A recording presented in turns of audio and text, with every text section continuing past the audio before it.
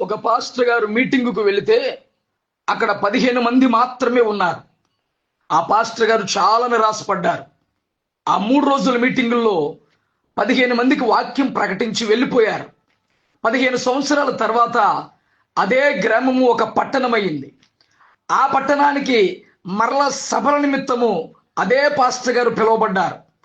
ఆయన మీటింగ్కి వచ్చి సభలో ప్రసంగము చేస్తున్నప్పుడు 3 లక్షల మంది ఆ సభలో కూర్చున్నారు. చాలా మంది ప్రజలు తమ తమ పాపములు ఒప్పుకుంటూ ఉంటుండగా చాలా సంతోషించి ఆ సేవకుడు దేవుణ్ణి మహిమపరిచారు. ఈ లోపల ఒక ఆయన నిలబడి, అయ్యా, మీరు 15 సంవత్సరాల క్రితం వచ్చి వాక్యం బోధించినప్పుడు 15 మంది మాత్రమే ఉన్నారు కదయ్యా, అందులో నేనొకడిని, ఇప్పుడు నేను సేవ చేస్తున్నాను అని అన్నారు. ఆ చిన్న సేవకుడు ఎవరో కాదండి, డాక్టర్ బిల్లీ గ్రహం గారు.